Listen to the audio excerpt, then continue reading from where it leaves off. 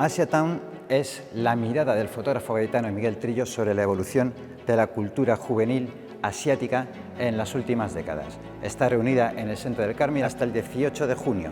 Bienvenidos a Creación Sin Barreras.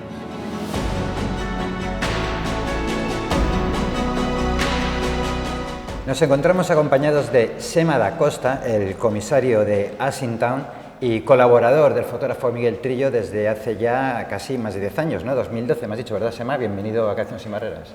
Hola, ¿qué tal? Sí, aproximadamente en 2012 nos conocemos Miguel y yo. Sema es periodista, historiador del arte, además de crítico, comisario de distintas exposiciones e investigador. Asia Town ya estuvo previamente en las Cigarreras de Alicante y está en esos momentos hasta el 18 de junio en el Centro del Carmen. Bueno, Sema, hemos hablado un poquito antes, todavía en el momento que estamos grabando aún no se ha inaugurado la expo, pero han sido palabras de satisfacción todo lo que has dicho, ¿no? Estás bastante contento con cómo ha quedado. Bueno, la exposición me parece una de las mejores que hemos preparado Miguel y yo en los últimos años. Entonces, me parece que la sala tiene un carácter muy museográfico y que la exposición también se adapta mucho a ella. Entonces, de las últimas exposiciones de Miguel Trillo, a nivel, digamos, antológico, esta puede ser de las mejores o la más completa. Fenomenal. No solo la exposición también, sino también el libro que hemos editado, un libro que se presenta ahora. Sí, el libro el libro de Asia Town. Esta expo, vamos a hablar un poquito primero de la expo y luego de la figura histórica de Miguel Trillo, porque hablamos de la figura histórica, sin duda. Esta expo surge a través después de un montón de viajes por toda Asia. Cada fotografía viene titulada con el nombre de una de las grandes ciudades de Asia donde se hizo y el año en el que se hizo. ¿Cuánto tiempo ha estado reuniendo estas obras, Miguel? Bueno, simplificando y siendo sintético, podríamos decir que es un proyecto ambicioso que abarca todo el siglo XX. Las primeras fotos del proyecto Asia Town comprende o entrecruza dos proyectos de Miguel Trillo, uno que se llama Cromasiáticos, que se inicia en el año 2001, y otro proyecto que se llama Ficciones, que se inicia en el año 2007. Siglo XXI, entonces. Sí, siglo XXI, sí. ¿He dicho siglo XX? Has dicho XX, sí. Perdón, sí, no. Sí, siglo XXI. Es Miguel Trillo, siglo XXI. Es Miguel Trillo, correcto. Globalización. Es Miguel Trillo, todo en color. De hecho, correcto. Miguel Trillo en el año 2000 termina su último carrete en blanco y negro. Y de hecho, a partir del año 2006 aproximadamente, todo lo que tira es en digital. Vaya. Entonces, es Miguel Trillo, siglo XXI. Él tiene ahora mismo 3 líneas abiertas de trabajo. Serían los proyectos que tenemos aquí ahora en el Centro del Carmen y también otro proyecto que se llama Pasarela Street. O sea, los proyectos que tenemos aquí, el proyecto Cromasiático, lo que hace es continuar, digamos, la columna vertebral de su trayectoria, ¿no? Que es retratar la identidad juvenil. En este caso, acudiendo a gigantescas ciudades del continente asiático. Claro, lo tengo por aquí apuntado, porque lo habéis llamado Gigasiápolis. Me mola mogollón la palabra. Bueno, esa es una de las exposiciones de los proyectos de Miguel Trillo también, porque claro, estamos refugiados en nuestro continente europeo, un poco arropados en cosas comunes, ¿no? Una misma religión, una misma tradición cultural, ¿no? Un mismo pozo histórico que tiene que ver con los grecorromanos y de buenas a primeras en el mundo ha alcanzado mucho poder, un continente que es muy heterogéneo, muy amplio y con unas ciudades inmensas. O sea, son ciudades de 10, 20, 25, 30 millones de habitantes. De hecho, en 2050, más de la mitad de la población vivirá en estas grandes ciudades asiáticas. Claro, bueno, Tokio se lleva la palma, ¿no? Si no me equivoco. Bueno, está Tokio, Kuala Lumpur, está también Mumbai, es que Seúl, bueno, Seúl no es tan grande, pero son ciudades gigantescas.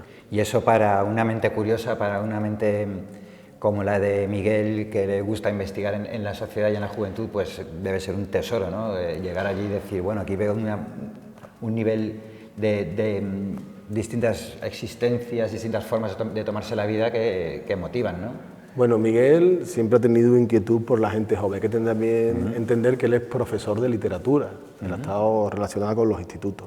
Entonces, su trabajo es como, digamos, un gran atlas que retrata la geografía humana de la gente antes de llegar a la edad adulta.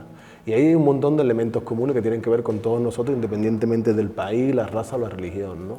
La rebeldía, la altanería, la chulería, el querer comerte el mundo, todo eso es común, ¿no? Él empieza retratando, digamos, en Madrid. Exacto. Me ha gustado mucho cómo has hecho la división al empezar en la primera pregunta, la primera respuesta que me has dado, Miguel Trillo siglo XX, Miguel Trillo siglo XXI. Miguel Trillo salta a la fama del siglo XX como uno de los fotógrafos de la movida, con bastantes particularidades, porque por ejemplo él no se dedica a retratar a gente famosa, sino al público de la movida, por decirlo así, ¿no? Bueno, él era el hermano menor de todos los fotógrafos de la movida. Realmente hay una tetralogía que es bastante conocida y está bastante reivindicada, que son Alberto Garciali, Ucalele, Pablo Pérez Mínguez y Miguel Trillo. Pero el último que se incorpora a ese reconocimiento es Miguel Trillo, porque él lo que se dedica es, en los conciertos de rock, a fotografiar el público, la gente que iba allí. Es un fotógrafo documentalista que va a retratar personas.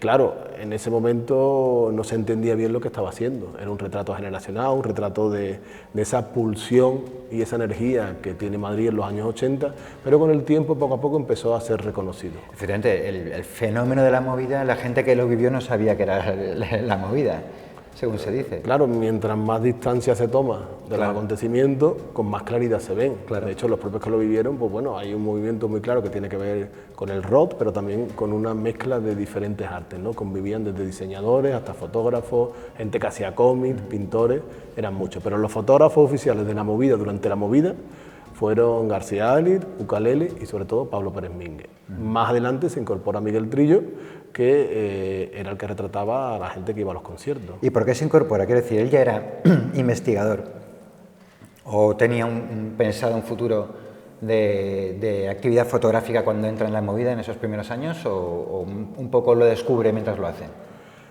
Él era un observador de las cosas que estaban ocurriendo. Todos estos balances y estas valoraciones las hacemos siempre a posteriori. Entonces era alguien que le interesaba la fotografía, pero con un carácter popular. No era alguien que estuviera interesado en hacer un tipo de fotografía artística, aunque muy pronto también él tiene exposiciones en la Sala Amadi, que era una sala fundamental de Madrid a principios de los años 80, ¿no? Pero poco a poco él va creciendo, siempre manteniendo una misma línea, una línea coherente que tiene que ver con la música, con la vestimenta, con la manera de comportarnos cuando somos jóvenes. Y en los 80, digamos, cuando se agota la beta madrileña, digamos el punto de vista local, él da un salto a lo nacional, sobre todo a partir de un encargo que le hace el país, ¿no? Y plantea un proyecto que se llama Geografía Moderna, que es retratar, digamos, la identidad española a través de ciudades de periferia, ¿no? Desde Tarragona, Huelva, Lugo, Alicante también. Entonces, a partir de ahí empieza a retratar cómo son los jóvenes españoles de los años 90. Después también es interesante porque en esa especie de reflexión sobre cómo es la identidad juvenil que caracteriza tanto a Miguel, él se plantea también, porque en el 98 se cumplía el centenario de la independencia de las colonias españolas, Filipinas, Cuba y Puerto Rico, en viajar a estas colonias o estas excolonias para conocer también qué quedaba de lo español, ¿no? Entonces ahí da el salto internacional, conectando con los países y las ciudades que tenían vínculo con España. El primer proyecto que hace es un proyecto muy interesante, que es en 1999 en La Habana, en Cuba. De ahí va a Puerto Rico también, y en 2001 a Manila. Y en Manila es cuando se da cuenta que en Asia, porque claro, para llegar a Manila tienes que ir por varias ciudades, está ocurriendo algo distinto a lo anterior. Y perdona, me llama la atención porque su tema principal siempre es la juventud, aunque él se vaya haciendo mayor, cuando está en la movida pues es uno más, es joven, es de la generación de la movida, pero posteriormente pasa el tiempo, pero él sigue poniendo su foco en la gente joven. Bueno, ¿a qué se debe eso? Bueno, ¿O lo he simplificado demasiado? Eso también es el síndrome del profesor. Todos los años tienen los alumnos que tienen la misma edad y tú cada vez eres un año mayor. Hay un modo al principio que conectas muchísimo porque compartes inquietudes y eres uno de ellos. Y maneras de ver el mundo, ¿no? Cuando empiezas a dar clases muy joven, pero a poco se va agrandando la distancia, ¿no? Llega un momento en que lo ves como padre, porque ya cada vez tú estás más lejos, y después, pues bueno, como él está implicado en este proyecto de hace tanto tiempo, de hace más de 50 años, que pensar que sus primeras fotos podrían ser del año 73, es decir, ahora se cumplen 50 años de Miguel Trillo fotógrafo, pues al final, por mantener coherencia y mantener un estilo, él sigue, digamos, con esta visión antropológica, documentalista, en torno a la identidad de la juventud, que cuando pase el tiempo se entenderá como un retrato muy preciso de la ciudad, de la identidad posmoderna. Veo un continuum muy interesante, ¿no? De una mirada a la juventud durante mucho tiempo, durante muchas décadas. Claro. Eso puede invitar a sacar muchas reflexiones en el futuro y y abrir todo tipo de debates, quizás. Claro, es tan coherente su mirada porque no solo hace un repaso, digamos, panorámico, ¿no?, de cómo van cambiando las generaciones que van llegando, ¿no? Es una visión hacia el futuro, es un proyecto hacia adelante, sino que también ha pasado, como ha ocurrido con el mundo, ha ido de lo local a lo universal, a lo global, del analógico a lo digital. Incluso en esta exposición es muy interesante entender cómo el mundo ha cambiado radicalmente desde que aparecieron las redes sociales, ¿no? Sí, es uno de los leitmotivs de la Expo. Claro, entonces a partir en el lustro 2005-2010 se producen cambios importantes, sobre todo la consolidación del smartphone, las redes sociales, la conectividad perpetua, y claro, eso da un nuevo tipo de adolescente que ya no tiene que ver, o que ya no se siente identificado, o que ya no encuentra el sentido de pertenencia en el instituto, en la plaza, en los colegas, en la tribu urbana, en la comunidad cercana que puede, digamos, arroparlo, ¿no? Ya puede, con las redes sociales, con internet, puede estar refugiado en tu casa y conectar con gente que tenga la misma inquietud que tú, pero esté en Tokio, en Shanghai o en Lisboa. No sales de casa, eso es el famoso síndrome japonés del hikikomori, ¿no? Que sí, creo que lo he dicho bien, de la gente que se pasa la juventud en casa. Claro, es que al final es tan intensa la vivencia en el dispositivo, en la pantalla, que tú ya te olvidas del mundo real. Además, en la pantalla tú puedes tener un avatar y ser alguien que imagina. En la vida real todo es complicado, duro y fuera hace frío. Entonces, es interesante la reflexión también porque, claro, hemos dicho que hay un proyecto fundamental que se articula aquí, que es Croma Asiático, pero también otro que es Ficciones, que hace fotografía en salones de manga. O sea, las fotos que hacía Miguel Trillo en La Movida eran normalmente en conciertos de rock. Claro. Las fotos que está haciendo en Asia son ya en sitios diferentes como centros comerciales, parques de skate y en lugares donde hoy se encuentran los jóvenes. Uno de ellos, ¿cuál es? Los salones de manga. Entonces allí van los cosplay, se hacen un traje e intentan, digamos, imitar a alguno de sus ídolos. Para quien no sepa, los cosplayers son lo más rayado del mundo. Bueno, son una especie del manga. A mí me flipan los que llegan a los salones del cómic o a las convenciones disfrazados, yo que sé, de caballeros del zodiaco, que no sabes ni cómo lo han conseguido. Pero son los cosplayers. Pero es interesante, igual que estamos hablando, como hay una reflexión de un cambio de sociedad, también es interesante observar cómo la ficción cada vez está condicionando más la realidad. Antes los héroes de la gente joven eran, digamos, no sé, cantantes o futbolistas, y ahora empiezan a ser ya seres de ficción, del manga, del videojuego, de series que vemos en streaming, es decir, están cambiando las referencias, influencers también, pero en este caso en ficciones, la mayoría de los otaku o de los cosplayers que podemos ver están imitando a personajes de anime o de superhéroes, en fin. Es interesante porque, claro, vivimos un periodo también muy nihilista. Entonces los jóvenes no tienen referencias claras a las que acudir. El mundo se le está haciendo muy hostil. Entonces, se habla de que la juventud está un poco alienada por los smartphones, por las redes, has nombrado esos avatares, esas identidades virtuales que se crean. Eso nos mueve un poco el escándalo, decir, ay, ¿dónde vamos a parar? Pero en el fondo ha sido siempre lo mismo. Cuando salió Elvis, cuando salieron los Beatles, la gente mayor de entonces se tiraba, decía, bueno, esto ya es el caos y el fin. ¿No estaremos nosotros replicando esa actitud?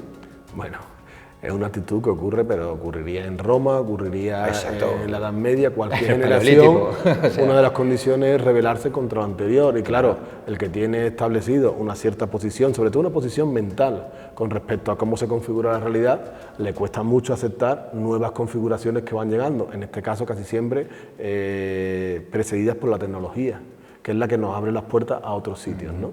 Entonces, la juventud ahora es distinta a la de hace 10 años, es distinta a la de hace 20 años, es distinta, por supuesto, a la de hace 50 años. Ni es mejor, ni es mejor, ni es peor. Simplemente es diferente. Entonces, claro, los que venimos con unos códigos de otra época, pues realmente hay muchas cosas que nos cuestan. Pero, por ejemplo, hoy en día se ven como muy común determinadas cuestiones que ya anticipó la fotografía de Miguel Trillo, porque en los 80 él fotografiaba mucha gente con tatuajes, con piercing, con ropa muy radical y muy extrema. que eran como gente que eran disidentes, que revelaban con esa manera de comunicarse a través de la vestimenta o su actitud un posicionamiento. Hoy en día cualquiera tiene tatuajes, cualquiera tiene piercing y se ha normalizado totalmente, pero ocurre también con ese movimiento internacional que son los otakus, ¿no? Como que gente que empieza a pintarse el pelo, a tener cada vez en su vestimenta un carácter menos sexualizado y más andrógino. Sí. O sea, y eso viene también de Asia, o sea, a consolidarse colores fluorescentes y llamativos, porque en Europa tendemos a ser más clásicos. Todos esos movimientos vienen de Asia, digamos, esas oscilaciones tectónicas hoy se marcan en el mundo desde Asia, en lo económico, en lo artístico, en lo cultural y en lo estético. Sí, es uno de los puntales de esta expo. Estamos viendo un poco esta ola y esta estética, como has dicho, tan diferente. ¿Es quizá un avance de lo que puede ocurrir en Occidente? ¿Crees que se puede llegar a imitar mucho? ¿Es el futuro de la juventud de Occidente? Este rollo andrógino, ¿sabes? Que me interesa bastante. Miguel retrata las cosas que ocurren. Las cosas que ocurren en un continente que ahora mismo está en plena ebullición. O sea, que no tiene el peso secular de cosas que existen en sitios tan consolidados como Europa. Entonces, hay muchas imágenes que tienden a la androginia, es decir, el género se ha vuelto fluido, las estéticas no están tan definidas. Hoy en día los hombres se maquillan con mucha naturalidad, las mujeres pueden vestir con ropas más holgadas, los hombres se pueden poner tacones, hay muchísimo más margen y mucha más libertad. Y en parte también en Asia eso está proyectado, porque ellos mismos, o sea, en general existe un canon asiático donde la figura entre el hombre y la mujer es más andrógino, está menos sexualizada. Es importante decir algo, nosotros, tú y yo, que tenemos una edad parecida, somos el último capítulo de un periodo, estamos en un momento de transición hacia un modelo nuevo de sociedad, donde realmente nuestros grandes referentes culturales, estéticos, incluso te diría que sociales, vienen de lo que se genera tras la Segunda Guerra Mundial, ¿no? Sobre todo con un referente claro que es Estados Unidos, la cultura norteamericana, ¿no? A través del cine, la música, las revistas, las estéticas, etcétera, etcétera. Y ese núcleo, ese epicentro, ha virado hacia Asia. Porque claro, ¿por dónde ha entrado esa energía en aspersión que viene de Asia? Ha entrado por el cómic, por el manga y por la conectividad. Hay que recordar también, bueno, que hay estudios que en 2020 y 2021 se ha duplicado la lectura de manga en España. Entonces los jóvenes, casi todos en España, leen mucho manga. Todo lo que se leía antes de cómic americano está perdiendo un montón de terreno con respecto al manga. Es todo japonés. Y además, claro, desde nuestro punto de vista nos resulta atractivo, nos resulta exótico, y cuando eres joven lo que te atrae es lo diferente, ¿no? A partir de ahí ya no solo está entrando la cultura manga, la cultura anime, sino que los modos de vida de muchas de estas sociedades que sufren, digamos, unas consecuencias de aislamiento, tecnología y demás, que después se van consolidando en las ciudades, digamos, europeas o americanas, también nos va llegando. Entonces, sí, de algún modo están anticipando lo que está ocurriendo en nuestra sociedad. Volviendo a la historia y a la figura de Miguel Trillo, ¿tiene o le pesa un poco esa etiqueta inicial de fotógrafo de la movida? Porque, ¿sabes lo que pasa? Te lo pregunto porque para el público general el fotógrafo de la movida es García Alix y no sé qué tipo de relaciones había ahí en esos círculos, si eran de colaboración, de competencia o pasaban cada uno a lo Vamos a ver, entre ellos tiene buenas relaciones porque su obra es muy complementaria, o sea, tanto la de Ukelele, la de García Alix, la de Pablo Pérez Ming y la de Miguel se complementan muy bien, digamos que son 4 puntos cardinales desde el punto de vista de la fotografía, de un movimiento importante que representa los años 80 de Madrid como es la movida. No existe ninguna rivalidad porque cada uno tiene su sitio y está reconocido. Lo que sí es interesante observar que Miguel, que es el menos artístico de todos, digamos que tiene un trabajo taxonómico, más neutro, es el que fue reconocido más tarde. O sea, es el que va a perdurar más desde mi punto de vista porque al final es menos pretencioso, simplemente se dedica a documentar la realidad de la gente. Entonces, igual que ahora vemos las fotos de la movida con mucha perspectiva y nos parece ya que tienen un valor histórico, que tienen un valor de peso porque se ha consolidado ese movimiento que él retrata con importancia, yo también pienso que las fotos de proyectos como cromasiáticos o ficciones van a tener mucho sentido dentro de 30 o 40 años. Bueno, una cuestión que me gustaría también especificar, bueno, se han retratado o aquí hay fotografías de 18 ciudades en 15 países de Asia, ¿eh? Son muchos países. Sí, claro, sí, y muchos años. Y muchos años. Me he fijado, yo me esperaba fotos quizá de 2019, como muy tarde, y hay de anteriores de 2014, pero que me parece que están tomadas después de la pandemia. No, en la pandemia justo es el corte. Entonces él tenía previsto unos viajes para 2020, pero al final la pandemia hace que se quede en Madrid. Me parece interesante haber retratado los 2000 y los 2010, o sea, un periodo muy concreto, muy definido, porque claro, ya Miguel no tiene la energía que se necesita para pegarse estos tutes de viajes por Asia, ¿no? Si se cerrara, me parecería muy bien cerrado. El futuro de Miguel Trillo como proyección artística. Para informarme sobre él y preparar bien la entrevista, estuve googleando Miguel Trillo, Premio Nacional, y no lo encontré como Premio Nacional de fotografía. Vamos a ver. A ver, tiene una trayectoria si aplicamos muy amplia. La lógica, la meritocracia y la justicia, es lógico pensar que dentro de muy pocos años, espero que lo antes posible, antes 2023 que 2024, pues Miguel Trillo será Premio Nacional, porque sería de justicia y además nadie lo dudaría, pero bueno, también al final cualquier decisión que tenga que ver con un premio, con un certamen, con un galardón, la toma un grupo determinado de personas que se decantan por uno o por otro, por X motivos, y ya está, tampoco tiene mayor importancia, simplemente que no se han dado las circunstancias adecuadas para que Miguel Trillo sea por ahora el Premio Nacional, pero sin duda lo será en breve. Es un reconocimiento que te acerca a mucho público y que además establece, digamos, como un escalafón alto dentro de nuestro panorama de la fotografía española, ¿no? El premio más alto que te puede dar es el Premio Nacional, pero también si te dedicas al diseño, al cómic o a la música también te dan un premio, ¿no? Entonces digamos que el galardón más alto que te pueden dar en España es el Premio Nacional. Miguel se lo merece y esperemos y confiemos que en breve lo tenga. Pues lo dicho, la figura de Miguel Trillo estará en la historia de la fotografía española con o sin Premio Nacional, eso es lo de menos. Lo más importante es que ustedes pueden venir a disfrutar de su obra en esta fiesta de la fotografía que se ha organizado en el Centro del Carmen en la primavera de 2023. Nos vemos en la próxima edición de Creación sin Barreras. Hasta entonces.